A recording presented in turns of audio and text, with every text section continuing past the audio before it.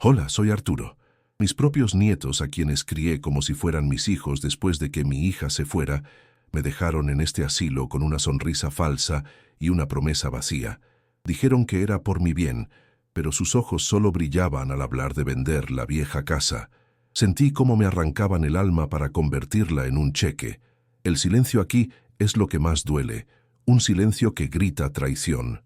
¿Alguna vez has sentido que la gente que más amas te ve solo como un estorbo, como un último trámite antes de cobrar una herencia, antes de contarte el momento exacto en que descubrí su plan y cómo esa vieja casa guardaba un secreto que cambiaría sus vidas para siempre? Comenta aquí desde dónde estás viendo y ya suscríbete al canal. Créeme, no querrás perderte lo que sucede cuando la codicia de unos nietos choca contra la dignidad de un abuelo. La última vez que los vi en mi casa fue un día gris, no solo por el cielo, sino por la frialdad en sus gestos. Marco, mi nieto mayor, evitaba mi mirada, recorriendo con sus ojos las paredes como si ya estuviera calculando metros cuadrados. Sofía, la pequeña, a quien le enseñé a plantar sus primeras flores en el jardín, sostenía un folleto de colores brillantes. «Mira, abuelo, qué bonito lugar», dijo, mostrándome fotos de un asilo impecable, estéril, sin vida.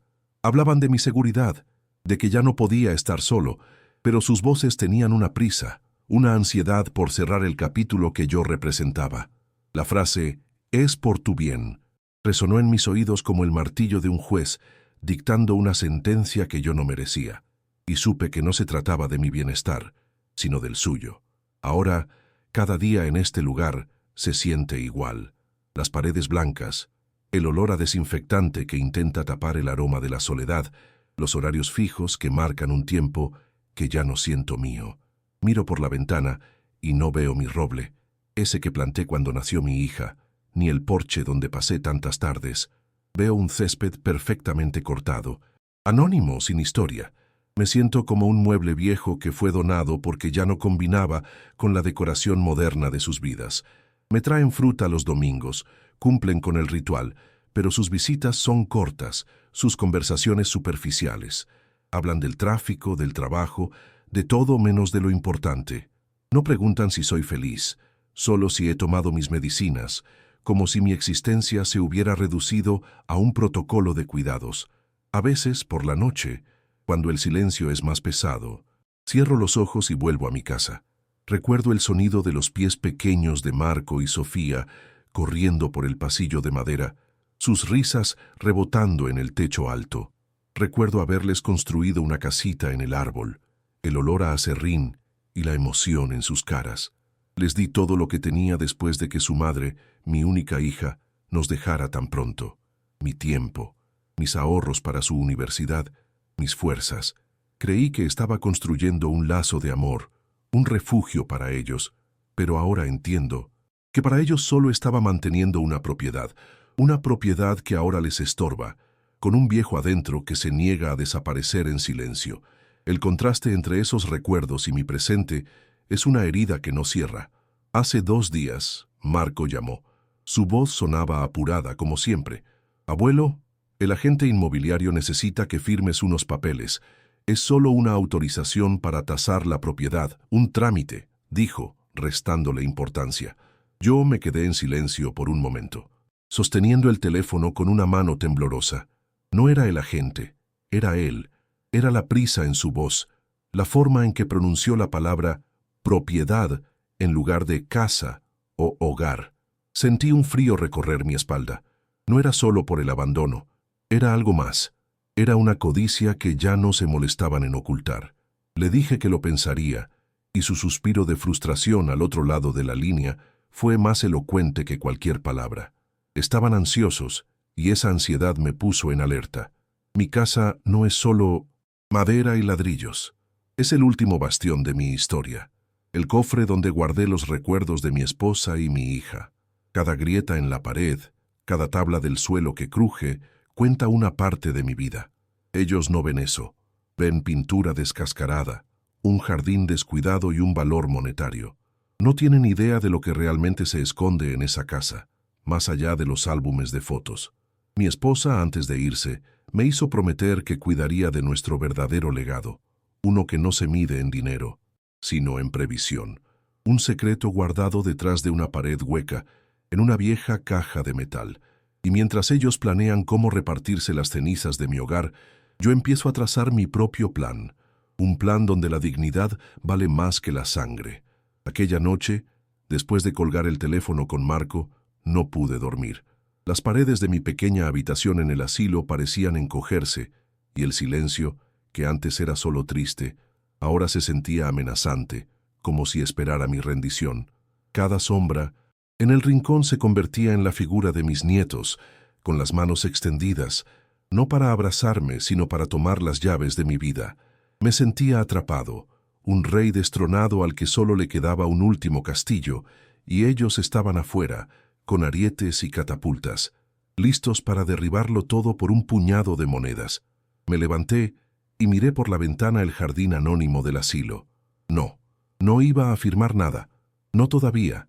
Esa pequeña negativa fue el primer ladrillo que puse para construir una nueva muralla, una que protegería no solo mi casa, sino mi dignidad. Una semana después apareció Sofía. Llegó con un pastel de manzana, mi favorito, y una sonrisa que no le llegaba a los ojos. Se sentó a mi lado, demasiado cerca, y empezó a hablar de los viejos tiempos, de las navidades en casa, de cómo yo siempre hacía el mejor pavo, pero su nostalgia era una herramienta, un cuchillo envuelto en seda. «Marco está muy estresado, abuelo», dijo, con un suspiro perfectamente ensayado. «Solo quiere asegurarse de que estés bien y de que las cosas se manejen correctamente. Él se preocupa mucho por ti». Sentí una punzada de dolor, no por sus mentiras, sino por el recuerdo de la niña que una vez creyó en mis historias. Ahora, ella intentaba venderme una, y era la peor de todas.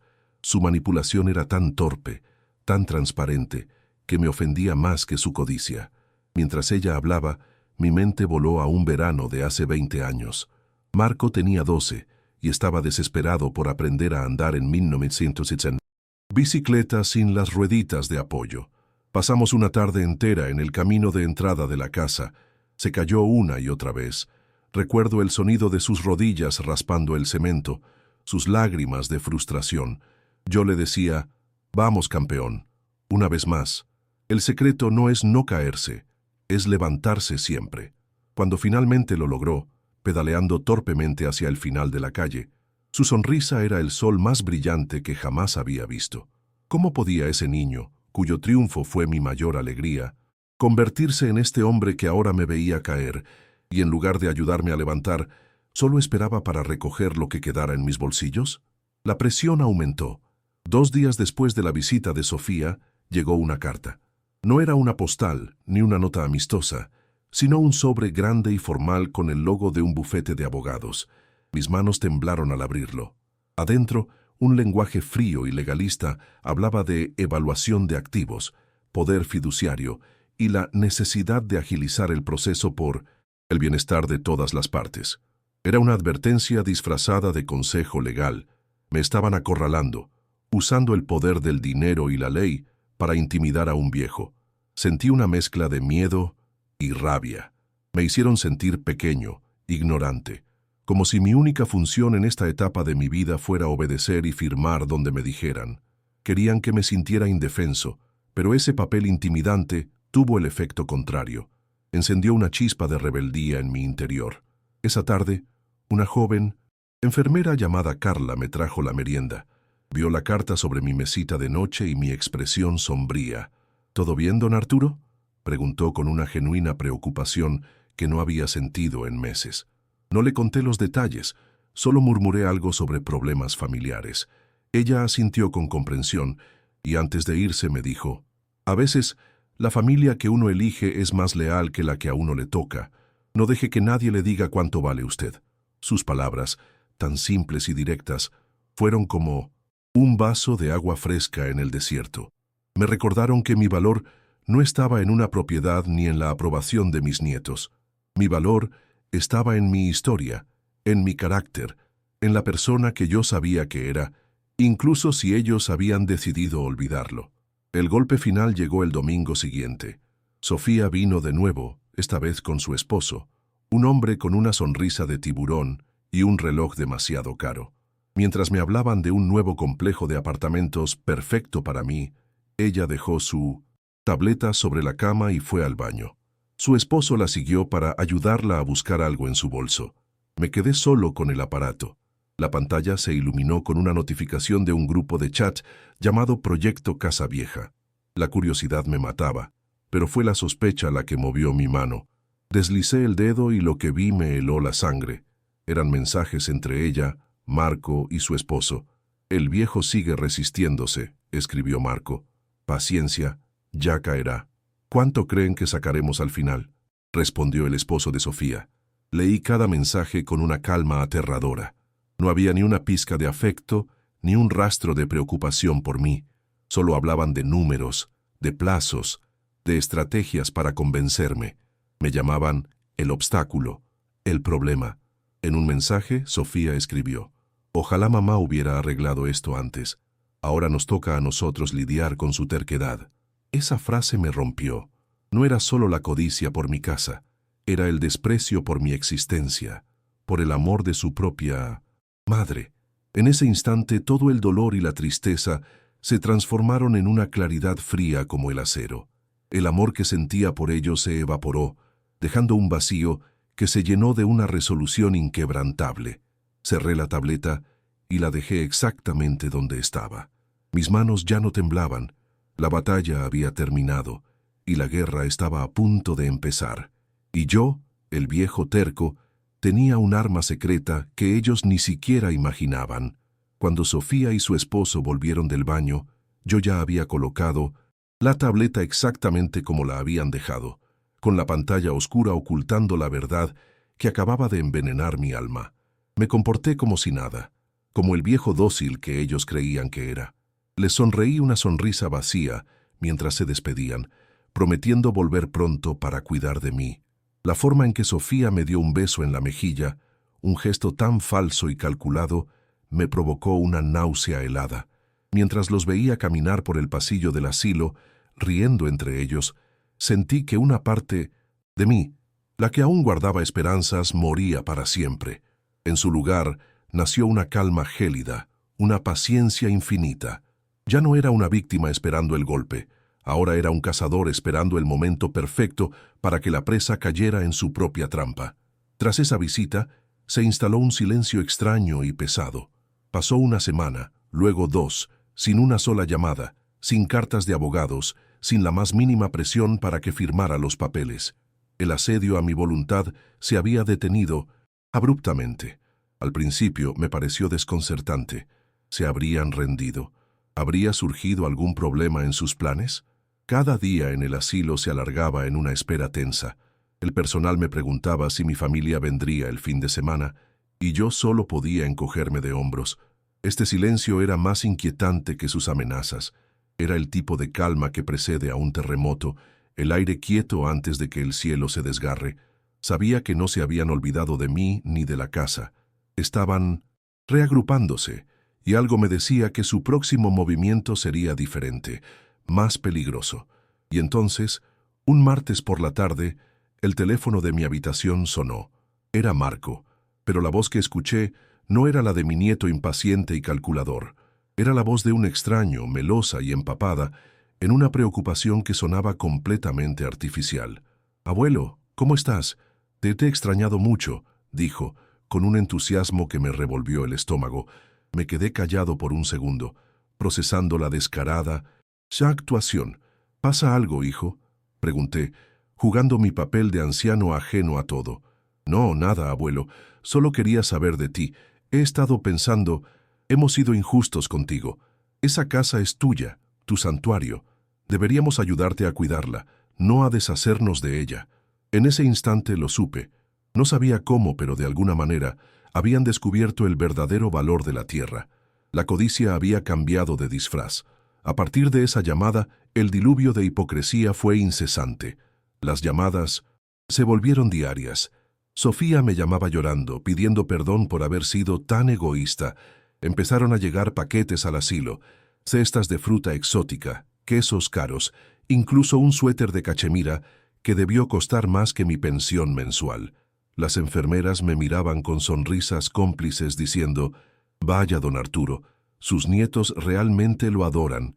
Yo solo asentía, sintiendo el peso de cada regalo como si fueran piedras. No eran ofrendas de amor, eran inversiones. Estaban abonando el terreno, preparándome para la cosecha. Cada gesto amable era una pala más cavando la tumba de su propia decencia, y yo los observaba en silencio, dejando que se enterraran solos en su farsa. El fin de semana siguiente aparecieron sin avisar. Los dos, Marco y Sofía, con sonrisas radiantes y los brazos cargados de pasteles y revistas. Se sentaron a mi alrededor, creando una falsa atmósfera de unidad familiar. Marco me habló de sus nuevos planes para el jardín. Podríamos plantar un nuevo roble. «Abuelo, para que tengas sombra en el porche», dijo, evitando mi mirada. Sofía me mostraba fotos de su infancia en su teléfono, diciendo lo mucho que extrañaba mis historias antes de dormir. Era un espectáculo grotesco y perfectamente coreografiado. Hablaban de la casa como si fuera un palacio sagrado, el mismo lugar que semanas antes habían descrito como una ruina. Su transformación era tan completa, tan desvergonzada, que casi sentí lástima por ellos. Casi. En un momento, mientras Sofía recordaba con lágrimas en los ojos cómo yo le había enseñado a montar en bicicleta, Marco se levantó y comenzó a arreglar el pequeño estante de mi habitación. Lo hizo con una dedicación teatral, limpiando el polvo con un pañuelo y recolocando mis pocos libros. «Hay que mantener tus cosas en orden, abuelo. Tu comodidad es lo más importante para nosotros ahora», dijo, mirándome como si esperara una medalla. La humillación de su acto fue profunda. Me estaban tratando como a un niño, como a un tonto al que se podía comprar con gestos vacíos y palabras dulces. Tuve que apretar los puños debajo de la manta para contener la rabia que subía por mi garganta. Quería gritarles, exponer su mentira, pero mi nuevo propósito me exigía silencio. La venganza es un plato que se sirve frío, y el mío se estaba enfriando a la perfección. Cuando finalmente se fueron, dejándome rodeado de sus sobornos comestibles y su afecto rancio, me sentí extrañamente en paz. La tormenta de sus mentiras ya no me afectaba. Me levanté, caminé hacia el pequeño espejo del baño y me miré a los ojos. Vi a un hombre viejo, cansado, pero no derrotado. Vi una chispa que no estaba allí antes, la del conocimiento. Ellos creían que estaban tejiendo una red a mi alrededor, pero eran ellos los que estaban atrapados. Decidí en ese momento que jugaría su juego hasta el final. Les daría la esperanza que tanto anhelaban. Asentiría, sonreiría y les haría creer que su plan estaba funcionando. Dejaría que su codicia los cegara por completo, llevándolos exactamente a donde yo quería, al centro del escenario, justo cuando el telón estuviera a punto de caer sobre su acto final. Mi primer movimiento en este tablero de ajedrez fue llamar yo mismo. No esperé su próxima visita ensayada. Marqué el número de Marco una mañana, con el corazón firme y la voz deliberadamente frágil. «Hijo, soy yo, tu abuelo. Solo quería decirte que he estado pensando, quizás tienes razón, estoy viejo y cansado, y tal vez vender la casa sea lo mejor para todos». Hubo un silencio al otro lado de la línea, un microsegundo de sorpresa pura antes de que su máscara de preocupación volviera a su lugar. «Abuelo, qué bueno que llames. Justo pensaba en ti. No te preocupes por nada. Nosotros nos encargaremos de todo. Lo más importante es tu tranquilidad». Su alivio era tan palpable que casi podía olerlo a través del teléfono. La primera pieza de mi plan se había movido, y ellos ni siquiera se dieron cuenta de que el juego había comenzado. 2 días después llegaron al asilo con una caja enorme. Dentro había un sillón reclinable de cuero, de esos con masajeador y control remoto. Un monstruo de comodidad que no cabía ni física ni espiritualmente en mi austera habitación. «Para que estés más cómodo, abuelo», dijo Sofía mientras Marco luchaba por encontrarle un sitio. «Te lo mereces todo». Observé el objeto, un soborno tan obvio y desproporcionado que resultaba cómico. Les di las gracias con una sonrisa que no sentía, aceptando su regalo como un rey acepta un tributo de un vasallo traidor. Mientras ajustaban el sillón, sus ojos se cruzaban por encima de mi cabeza, intercambiando miradas de triunfo. Creían que mi voluntad se podía comprar con cuero y vibraciones, que mi dignidad tenía el precio de un electrodoméstico de lujo. Dejé que lo creyeran. La siguiente fase de su ofensiva fue la nostalgia forzada. Sofía empezó a llamarme para pedirme la receta del estofado de mi esposa, una receta que nunca le había interesado en 30 años. Quiero que mis hijos prueben los sabores de nuestra familia, me dijo con una voz que pretendía ser dulce y melancólica. Le dicté los ingredientes y los pasos pacientemente, escuchando el tecleo de su celular mientras anotaba. Cada palabra era una pequeña daga en mi corazón, no por el recuerdo de mi esposa, sino por la profanación de su memoria. Estaban usando mi pasado, nuestros momentos más sagrados, como una palanca para abrir la caja fuerte de mi futuro. Me preguntaban por anécdotas de su niñez, riendo de chistes que ya habían olvidado, en un intento desesperado por reconstruir un puente que ellos mismos habían dinamitado. Entonces Marco lanzó su jugada maestra. Me llamó una noche con un tono serio y solemne. «Abuelo, he estado pensando mucho», comenzó, «y creo que nos equivocamos. La casa no se vende. Es nuestro legado, el lugar donde crecimos. Sofía y yo hablamos y decidimos que vamos a remodelarla. Arreglaremos el techo, pintaremos las paredes, haremos un jardín nuevo. Queremos que sea un lugar al que siempre puedas volver, un hogar para toda la familia». La mentira era tan grande, tan audaz, que por un instante me dejó sin aliento. Me ofrecían la versión idealizada de mi propio sueño, sabiendo que era mi mayor debilidad. Era la oferta del diablo, envuelta en promesas de amor familiar y redención. Sabía que este era el anzuelo final, el que me llevaría a la reunión que decidiría todo. Respiré hondo y dejé que un temblor calculado se filtrara en mi voz. «Marco, ni hijo, no sabes lo que significa para mí oír eso», dije, como si estuviera al borde de las lágrimas. «Es todo lo que siempre he querido, volver a ver la casa llena de vida». Hice una pausa, dándole tiempo para saborear su aparente victoria. «Pero yo ya no puedo con estas cosas. Los papeles, los permisos, los constructores. Es demasiado para mí. Me siento tan inútil aquí dentro». Jugué la carta del anciano indefenso a la perfección. Pude sentir su sonrisa de suficiencia a través del teléfono. Estaba mordiendo el anzuelo, el sedal y la caña entera. Había creado el problema, y ahora él, mi salvador, vendría con la solución perfecta, una solución que casualmente incluiría abogados y firmas. Como un reloj, su respuesta llegó exactamente como la había previsto. «No te preocupes por nada, abuelo, para eso estamos nosotros», dijo con una confianza arrolladora. «Mira, ¿qué te parece si hacemos esto? El próximo sábado te recogemos del asilo y vamos los tres a la casa. Pasamos el día allí, recordamos viejos tiempos, y llevaré a un amigo mío, es abogado, muy buena persona.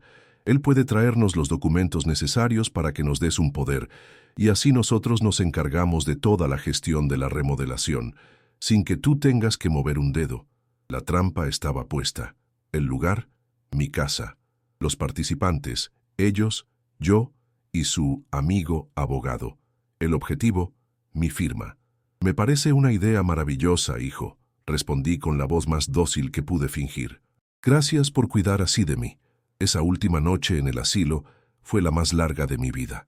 No sentía miedo ni ansiedad, sino una profunda y pesada calma, como la que precede a una demolición controlada. Miraba por la ventana el jardín impersonal, las luces lejanas de la ciudad, y pensaba en todo lo que me había llevado a ese punto. Pensaba en mi esposa, en la promesa que le hice de proteger nuestro verdadero legado. Pensaba en los niños que crié y en los extraños en los que se habían convertido. No se trataba del dinero. Nunca se trató del dinero. Se trataba de la verdad. Mañana, en la sala de estar de la casa que ellos despreciaban y ahora codiciaban, la verdad finalmente saldría a la luz, y yo estaría allí, no como una víctima indefensa, sino como el director de su acto final. El telón estaba a punto de caer. El sábado llegó con un sol brillante que parecía burlarse de la oscuridad que yo sentía por dentro. Marco y Sofía me recogieron, sus sonrisas tan amplias y falsas como el día anterior. Durante el viaje a la casa, llenaron el silencio con planes absurdos sobre un nuevo jardín y colores para las paredes, un monólogo de mentiras que yo escuchaba con una paciencia casi divina. Al llegar, un hombre de traje impecable y sonrisa de depredador nos esperaba en el porche. «Abuelo, este es Ricardo, un amigo y un excelente abogado. Él nos va a ayudar con todo el papeleo», dijo Marco, dándole una palmada en la espalda. Entramos en la sala de estar, el aire pesado con el olor a polvo y a codicia. Sentí el peso de la historia en esas paredes y supe que estaba a punto de escribir el capítulo final, en mis propios términos. Nos sentamos alrededor de la vieja mesa de centro de roble, la misma sobre la que les había ayudado a hacer sus tareas escolares. Ricardo, el abogado, sacó de su maletín un fajo de papeles y los extendió como un jugador de cartas, mostrando una mano ganadora. «Don Arturo», comenzó con una voz untuosa, «estos son solo unos documentos de poder notarial, una formalidad para que Marco y Sofía puedan actuar en su nombre, gestionar los permisos de construcción, hablar con los contratistas, todo para su comodidad. Así, usted no tiene que preocuparse por nada».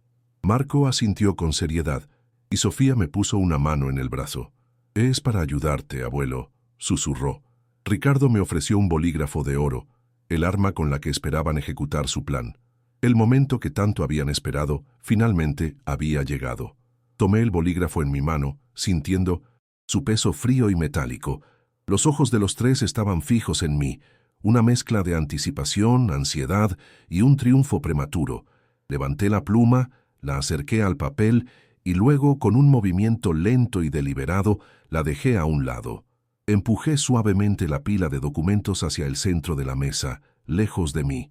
El silencio que cayó en la habitación fue instantáneo y profundo. Las sonrisas se congelaron en sus rostros, reemplazadas por una confusión que rápidamente se agrió en impaciencia. «Primero», dije, y mi voz sonó más fuerte y clara de lo que la habían oído en años, «hay algo que quiero mostrarles, algo que, al parecer, se les pasó por alto en su repentino interés por mi bienestar y el de esta casa». Me levanté, mis viejos huesos protestando menos que mi alma en las últimas semanas. Caminé con paso firme hacia la gran chimenea de piedra, el corazón de la casa. Ellos me siguieron con la mirada, sin entender. Me arrodillé con cuidado y busqué con los dedos una de las piedras del hogar, una que siempre estuvo ligeramente suelta. La moví a un lado, revelando un hueco oscuro en la pared. Metí la mano en el frío y polvoriento vacío y saqué una vieja caja de metal oxidada. La llevé de vuelta a la mesa y la dejé caer con un golpe sordo y definitivo que resonó como un martillazo. El sonido pareció romper el hechizo de su farsa. Marco y Sofía se miraron, el pánico comenzando a asomar en sus ojos. El abogado se recostó en su silla, su profesionalismo desvaneciéndose en mera curiosidad. Abrí la caja. Dentro, envueltos en un paño amarillento, estaban los documentos que mi esposa y yo habíamos guardado durante 50 años. Los saqué y los extendí sobre la mesa, cubriendo sus papeles legales con los míos. Eran los títulos de propiedad originales de toda la tierra circundante. Creí que esta casa no valía nada, dije, mirándolos directamente a los ojos, uno por uno. Es curioso cómo su amor por mí aumentó al mismo ritmo que el valor de esta tierra. Cada llamada, cada pastel, cada promesa de remodelación, no era por mí, era por esto. Mi dedo índice golpeó los viejos papeles. Descubrieron que el viejo terco estaba sentado sobre una mina de oro y de repente se acordaron de que tenían un abuelo, pero su afecto llegó con un precio y yo no estoy dispuesto a pagarlo. La cara de Marco se contrajo en una máscara de furia. «No puedes hacernos esto», gritó, poniéndose de pie de un salto y golpeando la mesa. «Es nuestra herencia, es nuestro derecho». Sofía rompió a llorar, pero eran lágrimas de rabia y frustración, no de arrepentimiento. «Después de todo lo que hemos hecho por ti estas últimas semanas, somos tu única familia». Su verdadera naturaleza, cruda y desesperada, quedó expuesta bajo la luz del sol que entraba por la ventana. Ya no eran los nietos preocupados, sino buitres a los que les habían arrebatado la carroña de las garras. El abogado, viendo la escena, comenzó a recoger discretamente sus cosas. Su trabajo aquí había terminado. No había nada que ganar en una batalla que ya estaba perdida. Me quedé sentado, observando su implosión con una calma que me sorprendió a mí mismo. Dejé que su rabia se consumiera hasta convertirse en jadeos de incredulidad. Cuando finalmente se callaron, los miré por última vez, no con odio, sino con una lástima infinita. «Llegan tarde», dije, mi voz tranquila, pero firme como una sentencia. «Mientras ustedes planeaban cómo repartirse mi futuro, yo ya había asegurado el mío. He contratado a mis propios abogados. Esta fortuna no será el premio de su codicia. Se usará para construir un legado de verdad en honor a la memoria de su abuela, algo que ustedes nunca entenderán». Me levanté y señalé la puerta. «La reunión ha terminado. Por favor, váyanse de mi casa». Se marcharon en silencio, un silencio mucho más pesado y elocuente que sus gritos de minutos antes. Vi a través de la ventana cómo el auto de lujo se alejaba por el camino de tierra, levantando un polvo que parecía querer borrar sus huellas para siempre. No sentí una explosión de alegría ni el dulce sabor de la venganza. Lo que sentí fue un vacío inmenso, la calma desoladora que queda después de una amputación necesaria. Había cortado la parte de mi vida que estaba podrida, pero seguía siendo una parte de mí. Me senté en mi viejo sillón, el mismo que ellos querían reemplazar, y el único sonido en la casa era el de mi propia respiración. Un sonido solitario, pero, por primera vez en mucho tiempo, digno. La batalla había terminado, y en la quietud de mi hogar recuperado, entendí que había ganado mi paz al precio de mi familia. Mi primera llamada no fue a un agente inmobiliario, sino a Carla, la joven enfermera del asilo. Su voz fue el primer sonido genuinamente amable que escuché ese día. Con la ayuda de un abogado honesto que ella me recomendó, las cosas se movieron con una rapidez que me sorprendió. Vendí la mayor parte de los terrenos a la empresa desarrolladora, pero me quedé con el pedazo de tierra donde estaba mi casa. No la derribé. La doné a una organización local para que la convirtieran en un refugio para familias necesitadas. Con el dinero, no compré una mansión. Me mudé a un apartamento luminoso y moderno en un edificio tranquilo, con un balcón que daba a un parque lleno de árboles. Cambié el olor a desinfectante del asilo y el polvo de los recuerdos por el aroma a césped recién cortado y a café por las mañanas. La noticia de su fracaso se extendió como un reguero de pólvora en sus círculos sociales. Marco, el brillante asesor financiero, perdió su credibilidad y varios clientes importantes cuando se supo que no había podido gestionar ni el patrimonio de su propio abuelo. Su arrogancia se desmoronó, dejándolo con deudas y una reputación manchada. Sofía lo tuvo peor. Su marido, cuya ambición se alimentaba de la perspectiva de mi fortuna, la abandonó a los pocos meses, llamándola un mal negocio.